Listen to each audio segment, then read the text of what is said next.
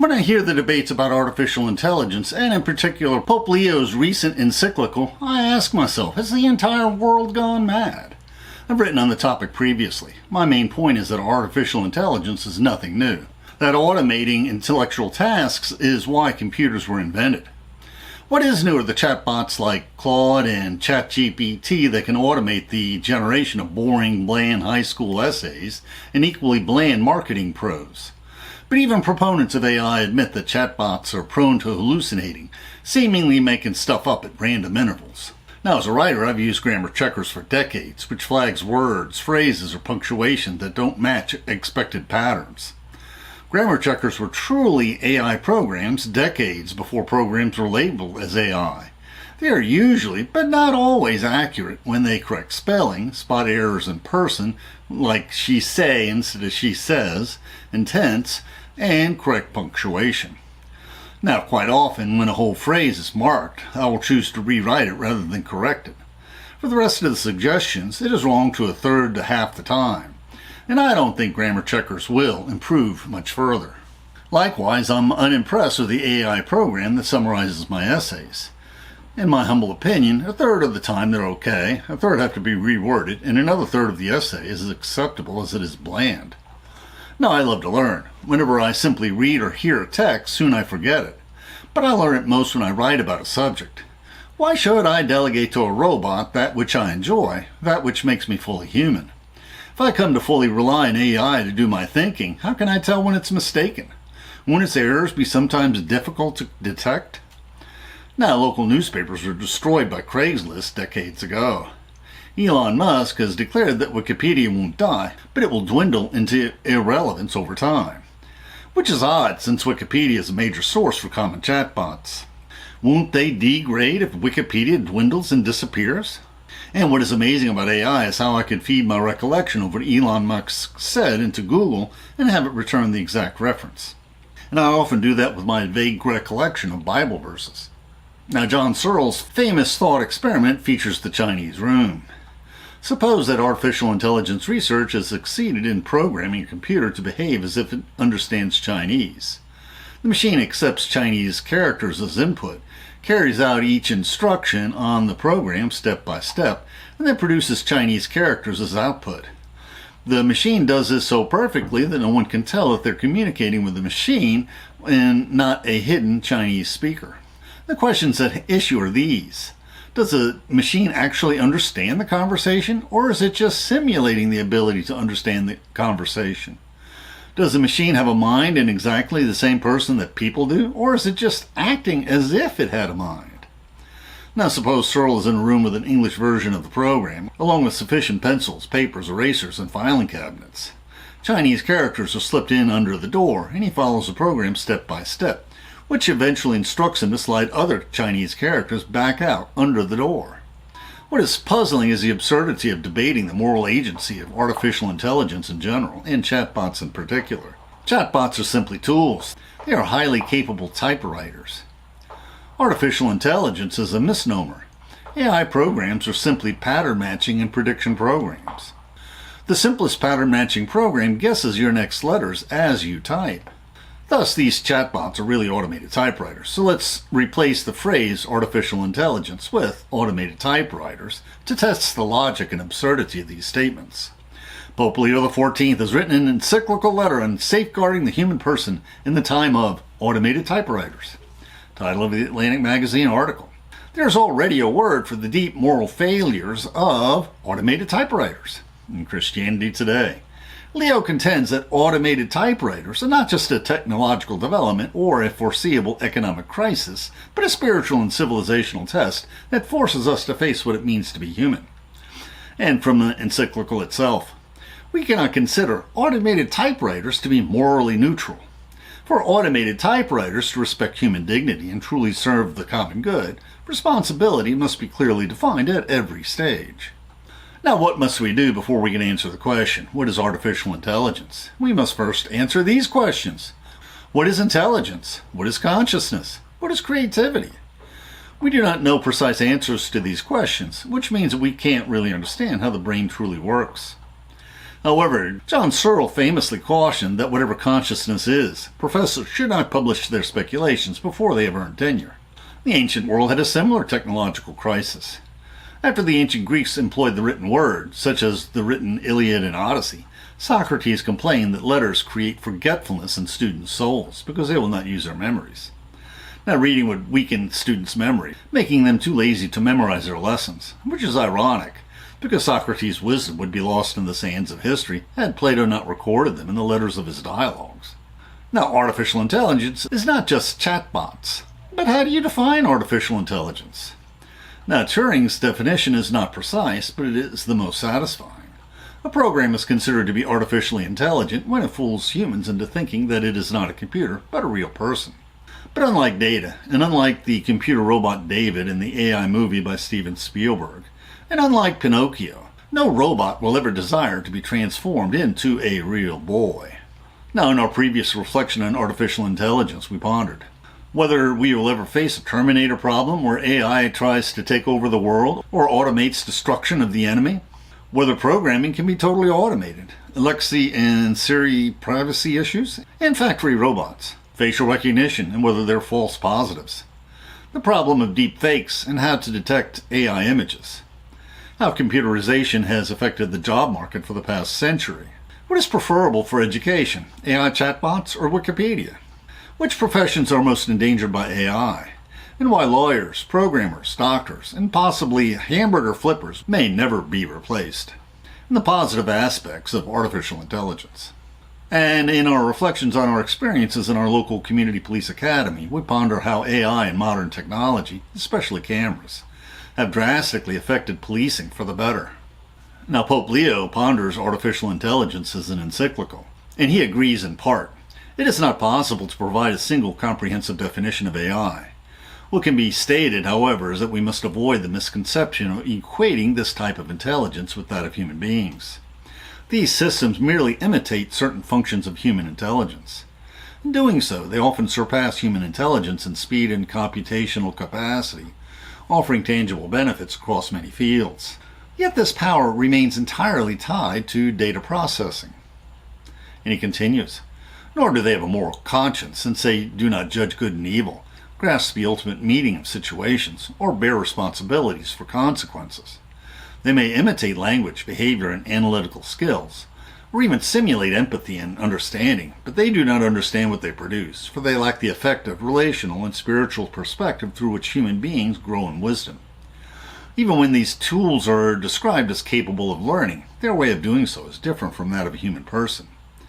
And the last unusual sentence actually tripped up Grammarly. And he continues, it's not the experience of those who allow themselves to be shaped by life and grow over time through choices, mistakes, forgiveness, and fidelity. Rather, it is a form of statistical adaptation based on data and feedback, which can be very effective, but does not imply inner growth. Now, however, many of his concerns were difficult for me to parse, and some of the fears were simply misplaced. There's an odd comment that if access to credit were controlled by an inflexible algorithm, its lack of compassion, mercy, forgiveness, and hope would give rise to new forms of exclusion. Now, for example, home mortgages have been awarded using inflexible algorithms for many decades, because that's the only way to avoid redlining or racial discrimination.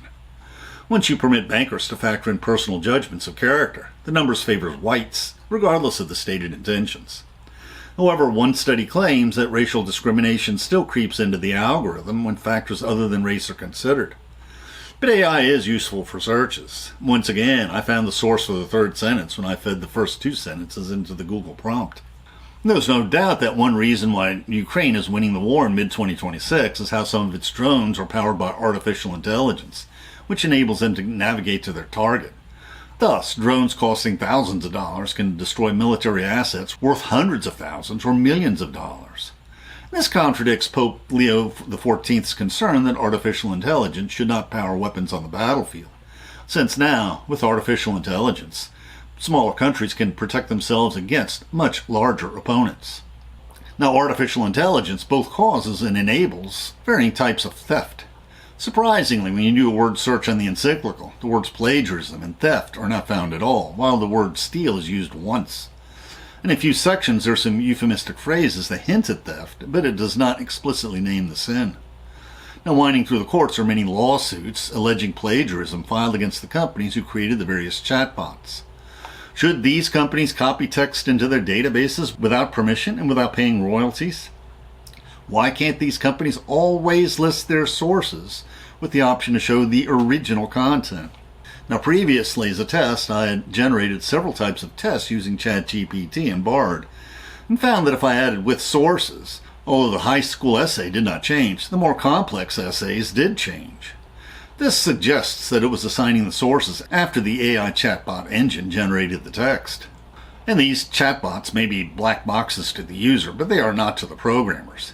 They could not debug the programmers without comparing the original sources to the output, and they should be able to turn that switch back on. If they cannot, then perhaps they need to regenerate the databases, keeping the source tags. Perhaps they want to complain that they cannot do this because if they did, they know that this would generate lawsuits from those they stole the data from. How else can companies use artificial intelligence to steal from consumers? Simple, by replacing real-life customer support representatives with chatbots. Because they can program chatbots so they never need to refund contested charges. Microsoft has mistakenly charged me several times, and if I cannot talk to a real-life human being, there is nobody to appeal to. Now, on the other hand, there are specialized chatbots that automate the waiving of late fees, which is a simple arithmetic algorithm, and that is a good use of artificial intelligence. And these huge companies are also fooling themselves when they think they always save money by eliminating all clerical positions. One reform is needed, that humans should always supervise and be able to override automated processes. Now, Pope Leo XIV had some interesting quotes from unexpected sources. Why has he and so many others forgotten FDR and his four freedoms, formulated during the dark days of World War II? The first of the four freedoms are freedom of speech and expression and freedom of worship. But we have forgotten the last two freedoms, freedom from want, freedom from fear. The New Deal urges that when somebody works a 40-hour week, he's entitled to a wage sufficient to feed, clothe, and house his family with dignity. Back during the Cold War days, this was true even if only the husband worked. Pope Leo XIV continues, artificial intelligence is not the experience of those who allow themselves to be shaped by life and grow over time through choices, mistakes, forgiveness, and fidelity. Rather, it is a form of statistical adaptation based on data and feedback, which can be very effective, but it does not imply inner growth. However, some of the concerns didn't seem quite logical, and they were difficult for me to parse. And some of the fears were simply misplaced. And St. John Chrysostom warns us, since you have not given the accustomed offerings, God says, you have stolen the goods of the poor. He says this to show the rich that they hold the goods of the poor even if they've inherited them from their fathers, or no matter how they've gathered their wealth. And if this is true for the poor, it is doubly true for poorly paid employees. Employees' wages should not be limited by the market rate, but should always be a living wage. Anything less is theft, where employers steal from their employees. To his credit, Pope Leo XIV does decry the payment of low wages to those workers who train the chatbots.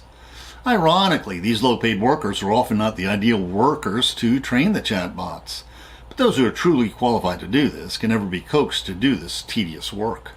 Now, we could also not find the word safety in the Encyclical. The government should forbid the unsafe implementation of artificial intelligence, and the false savings from reducing your workforce to increase profits while endangering safety. For example, flying is now the safest form of transportation by far, and the number of plane crashes has plummeted in recent years. Now, artificial intelligence has been flying planes for decades, long before most people are aware of artificial intelligence. Now, why shouldn't the government insist on human supervision when driving semi-trucks and cars? Artificially intelligent warnings can assist the drivers, but they should not be allowed to drive them. Why? Both for safety reasons and because a computer program cannot practically assume responsibility for what happens. An Atlantic article is entitled, Robots Are Already Killing People. Years ago, I had a potential near-death experience. I was driving on a lonely stretch of interstate in the forests of Florida with no streetlights on a moonless night when waterfalls of heavy rain cascaded out of the pitch-black sky. I could barely see the dark asphalt road, but I eventually spotted a brightly illuminated exit sign. I carefully exited, parking next to a closed gas station with dozens of other cars seeking safety. What would an artificially intelligent robotic car have done when its sensors were blinded? Quite likely a robot would have pulled over and stopped until the storm cleared. Then the robot would decide, should I turn off the lights? Turn the lights off and the people run into the robot car they can't see. Or leave the taillights on, so when the people in cars behind choose to follow the lights, they'll run into the stupid robot car anyway. Now, the dilemma with the proper use of artificial intelligence has been solved for commercial airlines. Artificial intelligence has been deeply embedded in air traffic control systems and airplanes themselves for decades, both on the ground and on the air. Pilots are only in charge by default when their planes take off and land. But once they reach cruising altitude, their planes go on autopilot because that is safer. But the artificially intelligent systems are constantly supervised by competent, hopefully alert human beings. There must always be a pilot in the cockpit to monitor the sensors, ready to take over when necessary. One or more air traffic controllers, sometimes in several airports simultaneously, track every plane in the sky. Critical fly-by-wire systems flying the plane often have manual backup systems if they go haywire. And in the classrooms, there are incredibly impressive AI flight simulators that train pilots on how to respond to emergency situations. Now, the declining rate of plane accidents is mainly due to smart supervision of artificially intelligent systems deeply embedded in the airline industry. Why is there not more public discussion of adopting this technology in the trucking industry as they see greater automation? If pilots are considered necessary to fly planes, why shouldn't drivers be necessary to drive these huge semi-trucks with their heavy cargo loads? Should we permit driverless cars on fixed routes in cities? Even then, they encounter unique situations they weren't trained for. One example is the Waymo driverless car that drove over Kit Kat, a beloved bodega cat in San Francisco. After Kit Kat ran under the car, many panicked onlookers tried to get the attention of the robocar, yelling at the car, "Be careful, don't run over Kit Kat." But the stupid robocar was not programmed to accept verbal commands in plain English, so it didn't hear the warnings at all. It was truly deaf. So after the robocar went bumpity-bump, there was no more life left in Kit Kat. In January 2026, CNN reported that Waymo robotaxis have been seen running red lights, stopping on railroad tracks, driving into flooded streets, and impeding first responders. They tend to just stop in the middle of traffic when befuddled. Now, in our companion blog, we also reflect on the Vatican speech by Chris Olah, co-founder of Anthropic, a leading AI company. Now, can chatbots pray and preach for us? Now, when Jesus bids us to pray without ceasing, what does he mean? Clearly, this suggests that we should pray more. So today's question is, can we simply fulfill this requirement by automatically running a chatbot to pray on our behalf all day long? Now, you may think this is absurd, but if so, it is just as absurd as the answer to the question. Can priests fulfill their evangelical obligation by employing chatbots to generate their homilies? Copying the best homilies the chatbot has previously digested? The answer is yes. Does this mean that the homily can live forever if digested by a chatbot engine, benefiting all future priests who use AI to write their homilies? Now, this is just as absurd, because the priest benefits when he studies the Word of God when preparing his homily. Will God bless those priests too lazy to write their own homilies? Although I think Jesus would be okay if he reads a homily written by the saints, as is done by Orthodox priests when they read the homily by St. John Chrysostom during the Pascha service. Can priests compose their own homilies using a chatbot? A recent article in the Jesuit America magazine assures us Pope Leo does not think so. At the beginning of Lent this year, Pope Leo met with the priests of Rome and told them to resist the temptation to prepare homilies with AI. A true homily, he indicated, is about sharing faith, and AI cannot share faith. At its heart, that communication is the sharing of Jesus Christ, the Word. As we sort through the many and sometimes bewildering ways and means of communication in our technological age, I hold to the necessary and irreplaceable human meditation needed to proclaim the Word. Now, the Holy Spirit can inspire a living, breathing priest or layman, and in the past the Virgin Mary, but he cannot inspire a lifeless robot who blindly plagiarizes the homilies of past priests. And if he could, he wouldn't. Now, the Magnifica Humanitas Encyclical is in 3 parts, and the first 89 sections is history of social justice, beginning with Pope Leo XIII's groundbreaking 1891 Encyclical on the rights of both capital and labor, Rerum Novarum, which has been amplified several times in encyclicals by succeeding popes. And the sections 90 to 228, Effects of Artificial Intelligence and Technology, and 229 to 245, Conclusion, with a lesser emphasis on artificial intelligence. Now, in my humble opinion, the connection between the opening sections and the critiques on the effects of artificial intelligence and technology is weak. Now, Pope Leo XIV desired to reflect on the social justice doctrine, beginning with Pope Leo XIII's Rerum Novarum, again emphasizing that he plans to assume the mantle of the previous Leo. Perhaps he was planning to release the Rerum Novarum social justice summary anyway, and realized that more people would read it if it preceded a discussion of AI. Now, unlike other encyclicals I have read, I had trouble parsing many of the sections on AI as they just seemed illogical to me. Jargonizing sometimes obscures tech and academic writing in general. Pope Leo XIV reminds us, Leo XIII's encyclical Rerum Novarum constitutes a milestone in the development of the Church's social teaching. The document places the dignity of work and of workers at the forefront of its reflection, affirms the right to a fair wage for oneself and one's family, recognizes that persons have a fundamental value that takes precedent over capital and profit, defends private property along with its indispensable societal role, esteems workers' associations, i.e. unions, and proposes forms of cooperation between the different components of society as an alternative to the mentality of class struggle. And he continues, while many of the historical conditions described by Leo XIII have changed, at least two insights remain highly relevant today.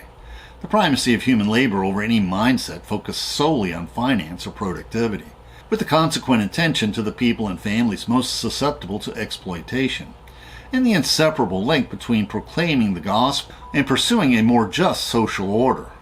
Rerum Novarum thereby continues to remind us that there is no authentic evangelization that does not also affect the structures of human society.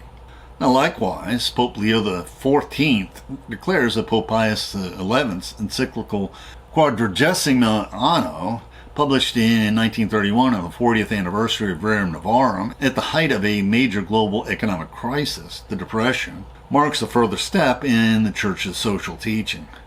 Rather than limiting itself to addressing the workforce question, it broadens its focus to encompass the overall structure of the economic and political order. The encyclical denounces the concentration of economic power in the hands of a few, criticizes both unlimited competition and collectivist projects that undermine the freedom and responsibility of the individual, and strongly affirms the workers' right to association, i.e. unions, and reiterates the requirement that wages be proportionate not only to performance, but also to the needs of workers and their families. At least three insights of this social teaching remain particularly relevant today. The awareness that injustice concerns not only the individual behavior, but also the economic and institutional structures. The importance of the principle of subsidiarity, which calls for the strengthening of the fabric of associations and communities while avoiding further centralization of power. And the link between the dignity of work, fair remuneration, and the genuine possibility for families to lead a dignified life. Pope John XXIII reiterated the ideals of Rerum Novarum in Passum and Terrace, as did Pope Paul VI and Pope John Paul II in their encyclicals celebrating the 80th and 100th anniversaries of Rerum Novarum. Many encyclicals by Pope Benedict XVI and Pope Francis reiterated these ideals, including several encyclicals in our reflections. Pope Leo XIV cites Pope Francis's encyclical Fratelli Tutti on fraternity and social friendship several times. He proposed a culture of encounter, a better politics, capable of seeking the common good, paths of reconciliation, and a world that ensures land, housing, and work for all. And we previously reflected on how Pope Leo XIV extols the ideals of his predecessor Pope Francis in his pursuit of social justice, caring for the working poor, ensuring their greater prosperity, by adopting the name of Pope Leo XIII and his Twitter battles with J.D. Vance and his first encyclical, De Lex Te. And we're planning a series of reflections on Rerum Novarum and Catholic social justice.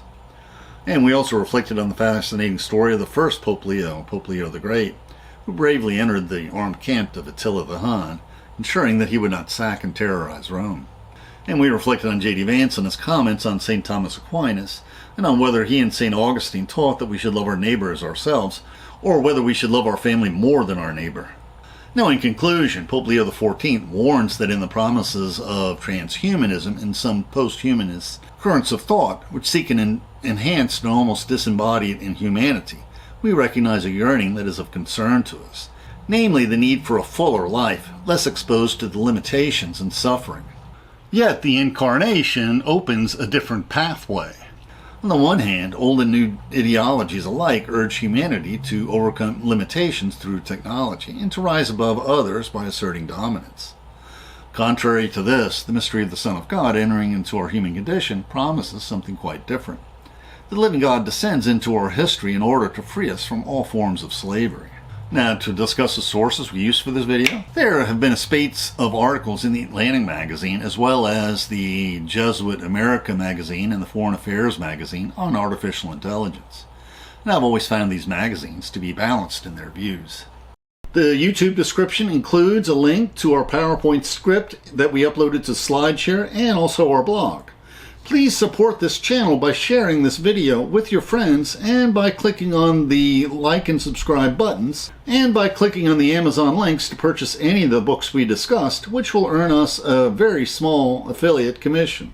And please consider becoming a patron of our channel. Plus, we will host special discussion groups for our patrons. Plus, you can click on the Meetup or small M icon to participate in our online discussions, where we practice our future YouTube scripts.